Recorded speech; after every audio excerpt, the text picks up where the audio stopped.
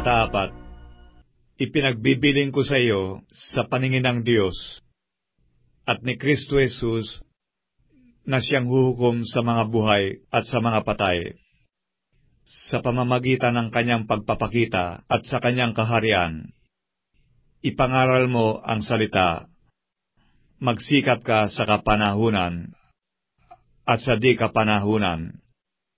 Sumawata ka, sumaway ka, mangaral ka na may buong pagpapahinuhod at pagtuturo, sapagkat darating ang panahon na hindi nila titiisin ang magaling na aral, kundi pagkakaroon nila ng katinang tainga, ay magsisipagbuntun sila sa kanilang sarili ng mga gurong ayon sa kanilang sariling mga masasamang pita, at ihihiwalay sa katotohanan ang kanilang mga tainga, at mga ibabaling sa katha. Ngunit ikaw ay magpigil sa lahat ng mga bagay. Magtiis ka ng mga kahirapan. Gawin mo ang gawa ng ibanghilista. Ganapin mo ang iyong ministeryo. Sapagkat ako'y iniaalay na, at ang panahon ng aking pagpanaw ay dumating na. Nakipagbaka ako ng mabuting pakikipagbaka. Natapos ko na ang aking takbo. Iningatan ko ang pananampalataya. Buhat ngayon ay natataan sa akin ang putong nakatwiran, na ibibigay sa akin ng Panginoon na tapat na hukom sa araw na yaon. At hindi lamang sa akin, kundi sa lahat din naman ng mga naghahangad sa kanyang pagpapakita.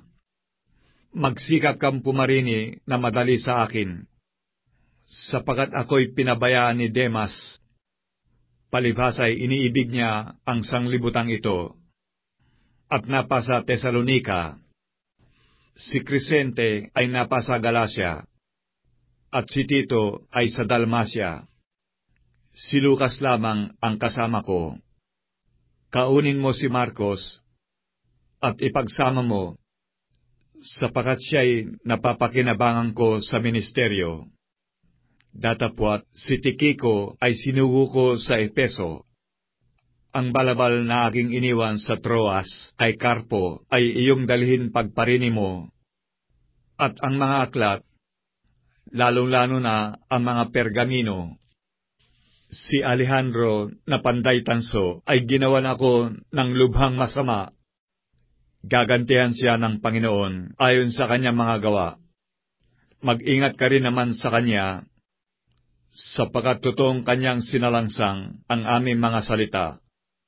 Sa aking unang pagsasanggalang, sino man ay walang kumampi sa akin. Bagkus pinabayaan ako ng lahat. Huwag nawang ibilang sa kanila ito. Datapwat ang Panginoon ay sumaakin, at ako'y pinalakas, upang sa pamamagitan ko ang mabuting balita ay maitanyag ng ganap, at upang mapakinggan ng lahat ng mga hintil. At ako'y iniligtas sa bibig ng leon. Ako'y ililigtas ng Panginoon sa bawat gawa ng masama. At ako'y kanyang iingatan sa kanyang kaharian sa langit, na sumakanya nawa ang kaluwalhatian magpakailanman. Siya nawa.